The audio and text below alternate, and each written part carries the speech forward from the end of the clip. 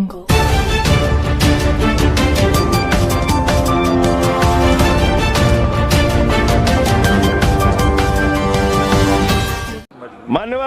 इस बजट का बहुत ढोल पीटा जा रहा है कि बड़ा क्रांतिकारी, बड़ा अच्छा बजट, बड़ा विकसित भारत का बजट है। ये बजट क्या है मान्यवर?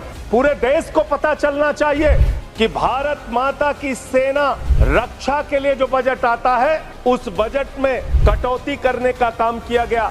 9.6% से घटाकर 9.43% किया गया।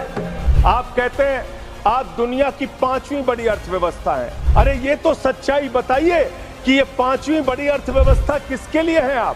आपने चंद पूंजीपतियों का 16 लाख करोड़ रुपए माफ किया। ये इस देश की सच्चाई है। 14 देश के प्रधानमंत्रियों ने जितना कर्जा लिया, उससे दोगुना कर्जा अकेले आपकी सरकार ने लिया।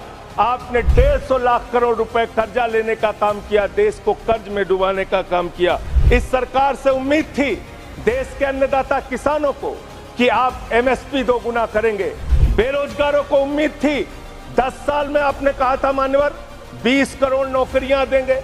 20 करोड़ नौकरियां आपने नहीं दी। अब मुझे लगता है एक ही योजना बाकी रह गई है मान्यवर। आदरणीय नरेंद्र मोदी जी की सरकार अगली योजना लेके आएगी कि इस देश के नौजवानों को मुफ्त में 5 करोड़ कटोरा बांटा जाएगा, भीख मांगो योजना। क्या इस देश की अर्थव्यवस्था में रेड़ी पटरी वालों का कोई योगदान नहीं? आपने रेड़ी पटरी वालों को कहा अपने नाम के आगे नेम प्लेट लगाओ। मानवर, मैं तो ये कहना चाह रहा था आपके माध्यम से कि इस तरह के काम देश के अंदर नहीं होने चाहिए। भारत एक धर्मनिरपेक्ष राष्ट्र है। और मान्यवर, मैं आपसे आपके माध्यम से इस सरकार से कहना चाहता हूं, इनका बजट पढ़ रहा था मान्यवर, जेलों को भी इन्होंने कम बजट दिया। अरे जेल का बजट तो बढ़ा दीजिए, जेल का बजट बढ़ा दीजिए।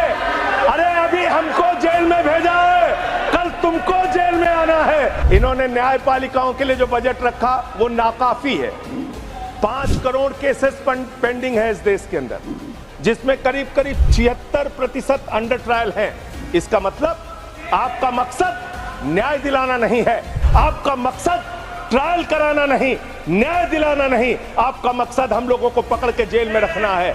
इसलिए मान्यवर, मैं आपसे यही कहना चाहता हूं, ये बजट सिर्फ और सिर्फ मोदी जी के मित्रों के लिए बनाया गया है, मित्रों के लिए बनाया गया है।